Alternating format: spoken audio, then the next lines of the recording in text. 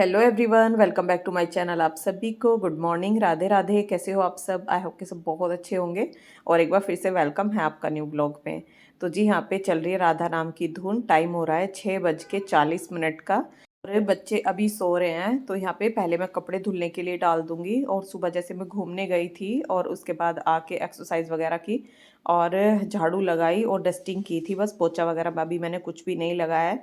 तो यहाँ पे पहले कपड़े धुलने के लिए डाल दूंगी और पोछा लगाऊंगी आज मैं बाद में, क्योंकि मुझे छत साफ करनी है। और छत पे ना बहुत सारा टाइम मुझे लग जाता है, क्योंकि वहाँ पे पेड़ पौधे हैं तो बहुत सारा टाइम लग जाता है। तो यहाँ पे मशीन को मैं सेट कर दूंगी। जितनी बार भी हमें कपड़े पानी में को निकालने होते हैं या जितने देर तक सुखाने होते हैं, वो सब टाइम इसमें मैंने सेट कर दिया है। और उसके बाद अब मैं आ गई हूँ किचन में। तो दाल में बनने के लिए रखूंगी हंडिया में। और ये ऊपर ले जाके ना अंगीठी में बनने के लिए रख दूंगी। तो वहीं ना मैं काम करती रहूंगी और मुझे खाने की भी फिक्र नहीं रहेगी, क्योंकि दाल हमारी इतने बन जाएगी।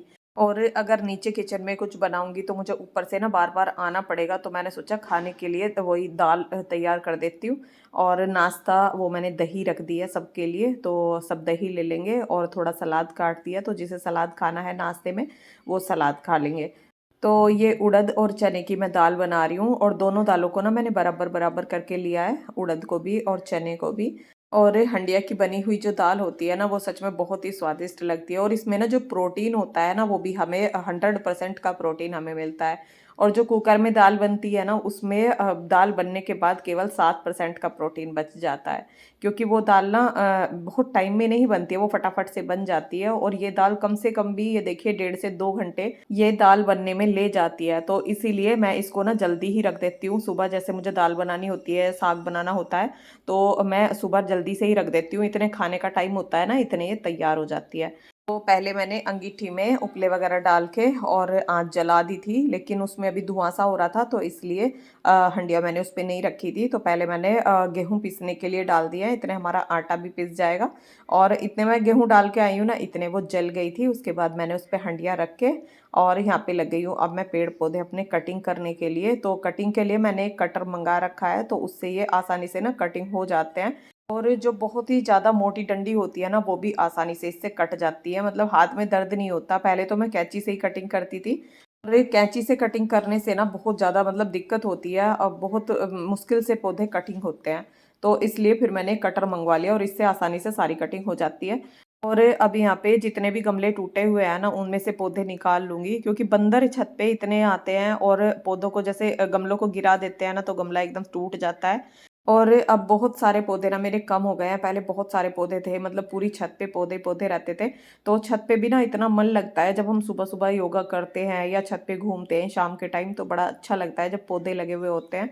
और पौधों से ना एक फ्रेश ऑक्सीजन भी हमें मिलती है। जैसे कि इतना सारा ट्रैफिक हो गया है, इतना फैक्ट्रीज वगैरह हो गई हैं, तो ऊपर छत पे भी हमारे मतलब शुद्ध ऑक्सीजन नहीं मिलती है। तो इसलिए मैं पौधे वगैरह लगा के रखती हूँ।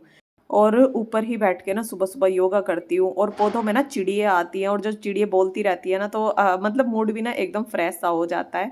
और अभी फिलहाल में तो मैं नीचे ही योगा कर रही हूँ, क्योंकि जैसे अभी ठंडा मौसम चल रहा था, तो उस टाइम में मैं नीचे ही करती हूँ। और नीचे भी कुछ प्लांट मैंने लगा रखे हैं जो कि जीने में लगे हुए हैं। जैसे उसके लिए आपका कमेंट भी था कि ये रियल प्लांट है क्या, तो हाँ, वो रियल ही है। और जो आर्टिफिशियल प्लांट है ना, वो जीने में नहीं लगा रखे हैं, वो मैंने अलग लगा रखे हैं। और अब मौसम भी थोड़ा सा चेंज हो गया है, तो अब एक्सरसाइज वगैरह ना ऊपर ही क्या करूंगी। अभी तक तो छत ना बहुत ज़्यादा गंदी हो रही थी, क्योंकि कम से कम 1 हफ्ता 10 दिन से मैंने छत पे कोई झाड़ू नहीं लगाई थी और पत्ते वगैरह भी ज़्यादा गिर रहे थे। तो छत ना बहुत जल्दी गंदी हो जाती है।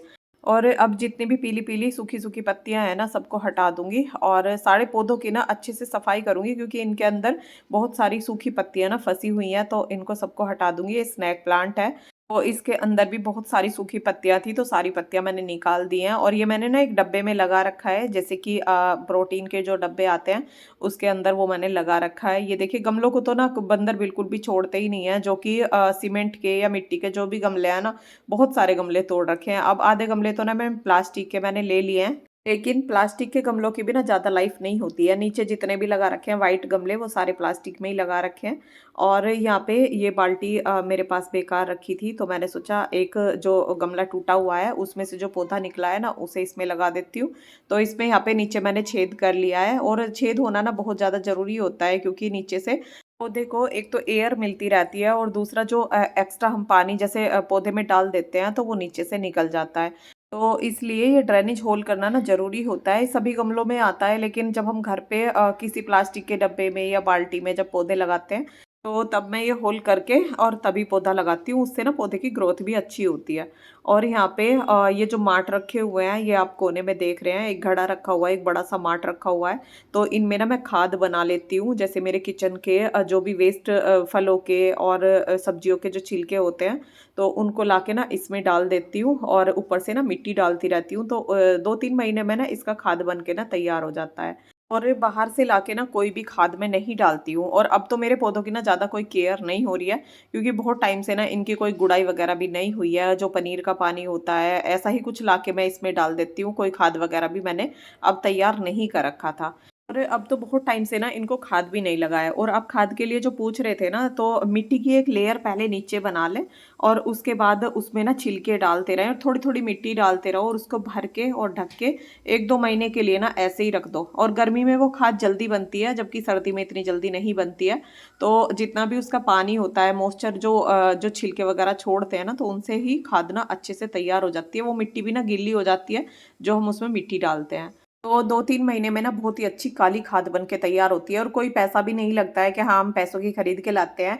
और जो डस्टबिन में छिलके डालने होते हैं ना, वो बस यहाँ पे लाके डाल दो, उससे डस्टबिन भी हमारा नहीं भरता है, तो वो वहाँ पे यूज़ हो जाते हैं। और यहाँ पे अब आ गई हूँ मैं तुलसी जी की, जो ऊपर से थोड़ा-थोड़ा इनको तोड़ दूँगी। तो बाकी पौधों की तो मैंने कटिंग की है कटर से, तो तुलसी को किसी कैंची से या कटर से मैं ऐसे नहीं काटती हूँ, ऊपर से ऐसे ही इनकी जो मंजरी होती है ना, उसको तोड़ देती हूँ। तो उससे तुलसी की ग्रोथ भी ना अच्छी हो जाती है। और अभी तुलसी के पत्ते ना सूखे-सूखे हो रहे हैं और वैसे भी ये पूर्व दिशा में रखी हुई है, तो इधर जो धूप आती है हमारे यहाँ 2-3 बजे के बाद ही इस साइड धूप आती है, तो इसे ना सुबह-सुबह की धूप नहीं मिलती है। लेकिन अब मौसम थोड़ा-सा चेंज हो गया है, तो पौधों पे भी थोड़ा बहार सी आ जाएगी, थोड़ा रौनक आ जाएगी। अभी तो किसी पौधे पे भी ना कोई रौनक नहीं है, सारे पत्ते सूखे-सूखे हो रखे हैं। तो यहाँ पे मनी प्लांट को भी सही से ऊपर करके ना मैंने बाँध दिया है और ये बो रखा है मैंने पुदीना। और पुदीना भी ना अब अच्छा हो गया है, नहीं तो सूखा-सूखा हो गया था, लेकिन अब फिर से ना वो अच्छा हो गया है। और अब गर्मी में ना पुदीने की चटनी ज़्यादा बना करेगी, तो जब पुदीने की चटनी बनती है ना, तो मैं यहीं से ऊपर से तोड़ के ले जाती हूँ। और ये मैट भी, जो योगा मैट है, वो भी मेरी ख़राब हो गई है, तो इसको मैंने बीच में से काट के ना 2 बना दिए हैं, तो जैसे थोड़ा बहुत बैठने के काम आ जाएगी। तो इसको अब मैं उठा के रख दूँगी। और पतिदेव ने जो कि समी का पौधा था ना, उसकी अच्छे से सफाई कर दिया, जो कि नीचे उसमें घास वगैरह हो रही थी। और कुछ बोतल आपने देखी, जो कि कोल्ड ड्रिंक की बोतल काट के और उनको मैंने पेंट करके और दीवारों पे लगा रखा है, तो वो टूट-टूट के ना नीचे गिर गई थी। जैसे उनमें ना मांझा होता है ना, जो बच्चे पतंग उड़ाते हैं, तो वो मैंने बाँध रखा था और वो काफ़ी टाइम पुराना हो गया था, तो वो टूट गई थी। तो उनको ना बाँध-बाँध के अब पतिदेव ने ना दोबारा से ऊपर टाँग दिया। और इनमें ना वो फुलवारी होती है, जिसमें छोटे-छोटे फूल आते हैं ना, वो मैं लगा देती हूँ। और जैसे गर्मियों का मौसम आता है ना, तो वो बहुत लंबी-लंबी बढ़ जाती है और उसपे जो छोटे-छोटे व्हाइट और रेड कलर के जो फूल खिलते हैं ना, वो बहुत सुंदर लगते हैं। तो उनको मैंने वहाँ पे लगा दिया। और ये जो कोल्ड ड्रिंक की बोतल होती है ना, ये काफ़ी टाइम चल जाती है, मतलब बिल्कुल भी ये खराब नहीं होती है धूप में भी। और इनको मैंने ना 4 साल पहले लगाया था और ये आज भी ना ऐसे के ऐसे ही हैं। जैसे कि प्लास्टिक के गमले होते हैं ना, धूप में खराब हो जाते हैं, तो ये बिल्कुल भी ना खराब नहीं हुई हैं। तो अब सब पौधों की कटिंग मैंने कर दी है, जिसको जहाँ पे लगाना है वहाँ पे उठा के लगा दिया है, क्योंकि ये काम ना मुझसे अकेले नहीं होता है। जो वेट वाला काम होता है ना, वो ज़्यादा मैं अकेले नहीं करती हूँ, ज़्यादा वेट नहीं उठाती हूँ। और जो ये सीमेंट वाले गमले होते हैं ना, इनमें बहुत ज़्यादा वज़न होता है, तो नीचे से ना सूर्य को मैंने बुला लिया था और उसके पापा ने उठा-उठा के उनको जहाँ पे मैंने रखवाया वहाँ पे रख दिया है। तो एक साइड मैंने इसी साइड में गमले लगा के रखती हूँ, जिधर हमारा जाल लगा हुआ है। तो जाल के चारों तरफ मैं पौधे लगा के रखती हूँ। और जब इन पौधों पे चिड़िया बोलती है ना, तो वो आवाज़ ना नीचे तक जाती है। और सुबह-सुबह ना, मतलब पौधों में ऐसे ही वो झूलती रहती हैं और नीचे आवाज़ जाती रहती है चिड़ियों की। सुबह 5 बजे से ही ना नीचे आवाज़ आनी शुरू हो जाती है।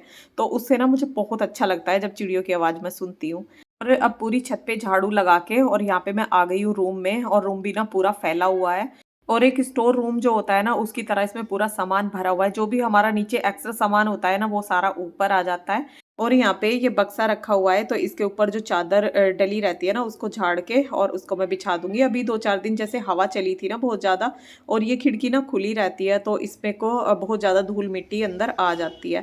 तो इसीलिए ये रूम ना बहुत जल्दी गंदा हो जाता है। और यहाँ पे टब रखा हुआ है, तो जैसे मैंने कुछ गेहूँ धुले थे, तो वो मैंने कुछ पीस लिए हैं और जो बच गए हैं वो यहाँ पे टब में करके रख दिया। और ये थोड़े चने मंगाए थे, जैसे कि जो मिस्सा आटा होता है ना, जो चने का और गेहूं का मिक्स करके बनाते हैं, वो भी पीस के रखूंगी, लेकिन उसे पीसूंगी अभी कुछ टाइम के बाद। अभी तो मैंने गेहूं का ही आटा पीसा है। और चने भी ना मैंने थोड़े से मंगाए हैं, क्योंकि मैं ना थोड़ा थोड़ा ही आटा पीस के रखती हूँ। ज़्यादा आटा जब हम इकट्ठा पीस लेते हैं ना तो वो खराब भी हो जाता है। और चने का, मक्का का और जो मिक्स आटा होता है ना, ये जल्दी खराब होता है, तो इसलिए उसको मैं थोड़ा सा ही पीसती हूँ। और अब जैसे गर्मी आएंगी ना तो सुबह सुबह मिस्सी रोटी, चटनी, मट्ठा, यही खाना हमारा तैयार हुआ करेगा। और ये खाना ना सुबह सुबह गर्मी में बहुत अच्छा लगता है और सब बहुत पसंद भी करते हैं। और चटनी, जो लहसुन की चटनी होती है ना, वो हमें खानी भी चाहिए। उससे ना ब्लड में जो गाढ़ापन आ जाता है ना, वो नहीं आता है। और यहाँ पे जो किचन के टॉवल में लेके आई थी, किचन के कुछ कपड़े थे तो वो मैं लेके आई थी, और बच्चों की कुछ सॉक्स वगैरह थी। तो यहाँ पे लाके पहले अब मैं उनको धुल दूंगी। झाड़ू मैंने लगा दिए, पोछा लगाऊंगी अभी बाद में। तो पहले मैंने सोचा इनको धुल के डाल देती हूँ। और एक कारपेट भी मैं नीचे से लेके आई थी, तो इसको भी मैं धुल दूंगी। जो कि अब मैं किचन में डाल के रखती हूँ ना, जैसे सर्दी में मैंने डाल रखी थी, वहीं पे बैठ के जैसे खाना वगैरह खा लेते थे, तो ये गंदी हो गई थी, तो मैंने सोचा इसको भी धुल के डाल देती हूँ। होली भी आ रही है और धीरे धीरे ना सफाई का सारा काम निपटाना ही है। जो कि ये कारपेट वगैरह धुलनी होती है ना, तो ये अकेले का काम नहीं होता है, इसको तो मैं अकेले धुल लेती हूँ। और जो सोफों के नीचे अभी कारपेट डली हुई है, वो भी निकालनी है, वो भी साफ करनी है। तो बहुत सारे काम ऐसे त्योहारों पर हो जाते हैं। और ऊपर की जो सफाई है ना, ये आज हो गई है, तो ये बहुत बड़ा काम था मेरे लिए, क्योंकि ये काम ना मैं अकेले नहीं कर सकती थी। क्योंकि बहुत भारी भारी गमले थे, उनको मैं नहीं उठा सकती थी। और जिस काम में हमें दूसरे की मदद लेनी होती है ना, वो काम बड़ा ही दिखाई देता है।